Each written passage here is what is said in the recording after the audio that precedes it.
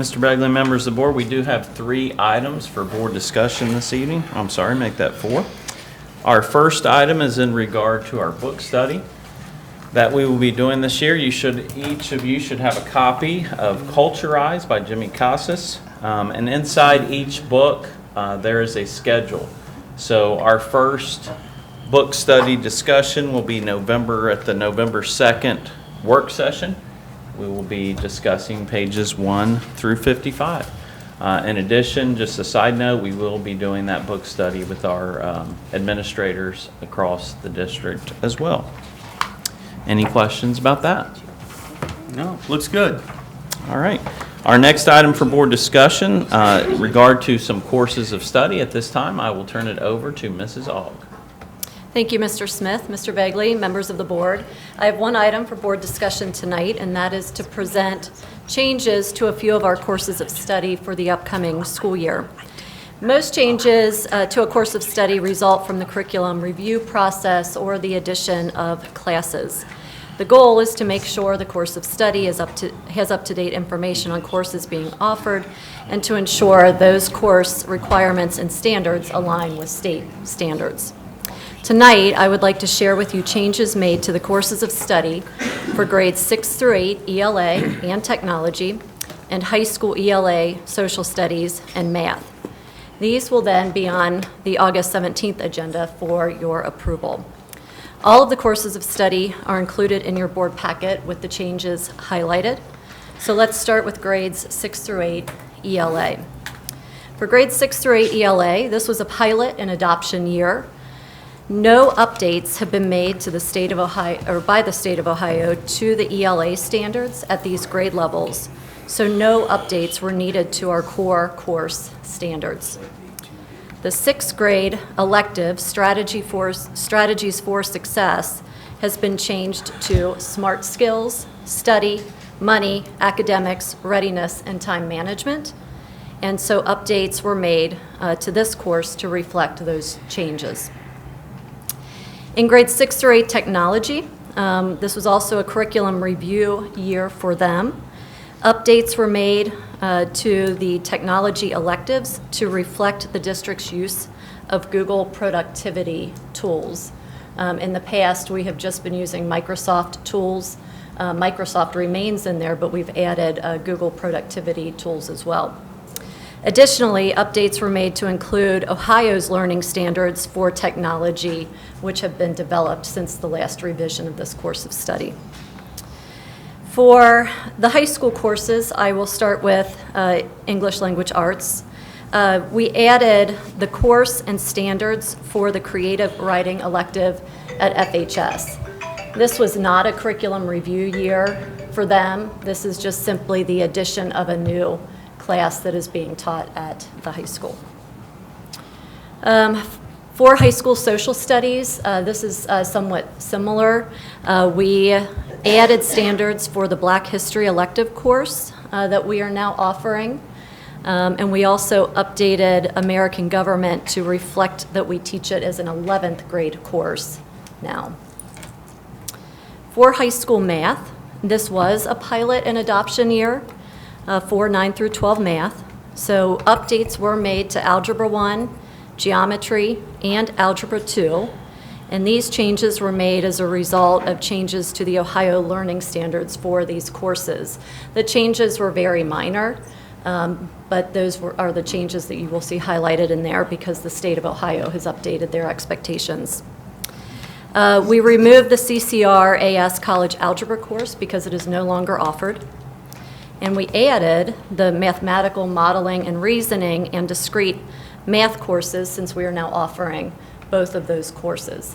And the state of Ohio developed those standards for those courses, and that's reflected in our course of study. And then we had to do some clerical things. We were missing a couple of headings for advanced standing pre-calculus. So we made those changes as well. And this concludes my item for board discussion. Any questions? Questions? So financial literacy becomes a requirement, and that may not be specifically mentioned here, but Right. it's part of our Correct. curriculum for the coming year? Yes. I'm sorry, do you have a question? No, it's probably nothing. Do we have, as a part of the AP Calculus set, do we have that broken out into AB? Do we offer that still? I thought we did at one point. Yes, we do. Okay, so that's all absorbed into, okay, so that's a first semester versus the second semester? No, calculus is a year-long course. Right, the AB portion. No, Calculus AP is a standalone year-long course. Okay. Well, that's what I was saying, AP versus AB, BA, calculus, those different subsets. Right, so the College Board has two different courses, Okay. Calculus AB and Calculus BC. Gotcha. All right. So I didn't see them listed, so that's why I was asking. Any other questions? Thank you, Mrs. Hall. All right, our next item for board discussion in regard to some board policies. At this time, I'll turn it over to Dr. Rice. Thank you, Mr. Smith, Mr. Bagley, and members of the board. Under items for board discussion, number 3, board policy, I have 3 pieces of policy for discussion this evening. Letters A through C in your board packet. I've included copies of previous language and the proposed language as per OSBA. Under letters A, policy EHA, data and records retention, this is an updated policy. By law, districts are required to have a records commission that revises and reviews schedules of records retention, reviews applications for one-time disposal of obsolete records, and reviews certificates of disposal submitted by any district employee. The commission is composed of a board president, treasurer, and superintendent, and must meet at least once every 12 months. As a public body, the commission's meetings are subject to the Open Meetings Act and must be properly notified, and open to the public. The commission must also promptly prepare, file, and maintain minutes of its meeting. OSBA has updated policy EHA to clarify the commission's responsibilities when adopting or revising a records retention schedule and disposing of records. The updated policy also distinguishes between the disposal of records that appear on the district's approved records retention schedule and the disposal of what we call obsolete records.